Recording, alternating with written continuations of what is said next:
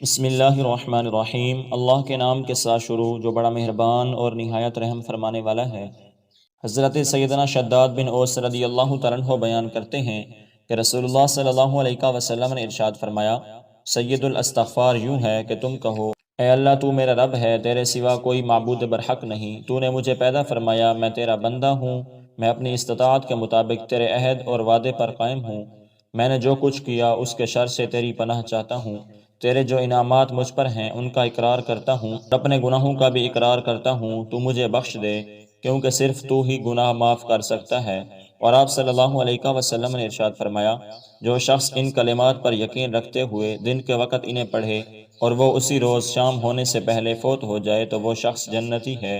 اور جو شخص ان کلمات پر یقین رکھتے ہوئے شام کے وقت انہیں پڑھے اور وہ صبح ہونے سے پہلے فوت ہو جائے تو وہ بھی جنتی ہے۔ حضرت سیدنا انس رضی اللہ تعالیٰ عنہ بیان کرتے ہیں کہ رسول اللہ صلی اللہ علیہ وسلم نے ارشاد فرمایا، اللہ تعالیٰ فرماتا ہے، ابن آدم جب تک تو مجھ سے دعا کرتا رہے گا اور مجھ سے بخشش کی امید رکھے گا تو میں تمہیں معاف کرتا رہوں گا، خواہ تمہارے گناہ کتنے ہی زیادہ کیوں نہ ہوں، اس کی مجھے کوئی پرواہ نہیں ہے۔ ابن آدم اگر تیرے گناہ آسمان کے برابر کناروں تک پہنچ جائیں پھر تو مجھ سے مغفرت طلب کرے تو میں تمہیں معاف کر دوں گا اور مجھے اس کی کوئی پرواہ نہیں۔ ابن آدم اگر تو زمین کے بھرنے کے برابر گناہ کر کے میرے پاس آئے لیکن تو نے میرے ساتھ کسی کو شریک نہ ٹھہرایا ہو تو میں اتنی ہی مقدار میں مغفرت لے کر تمہارے پاس آؤں گا۔ حضرت ابن عمر رضی اللہ تعالیٰ عنہ بیان کرتے ہیں کہ رسول اللہ صلی اللہ علیہ وسلم نے ارشاد فرمایا، جب تک بندے کی روح حلقوم تک نہ پہنچے اللہ تعالیٰ اس کی توبہ قبول فرما لیتا ہے۔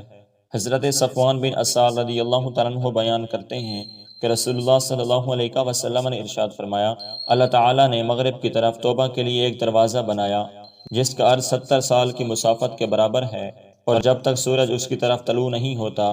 وہ باب التوبہ یعنی توبہ کا دروازہ کھلا ہوا ہے، اور یہی وہ اللہ عز و جل کا فرمان ہے، جس روز تیرے رب کی بعض نشانیاں آ جائیں گی تو کسی نفس کا اس وقت ایمان لانا فائدہ مند نہیں ہوگا جو پہلے ایمان نہیں لایا تھا۔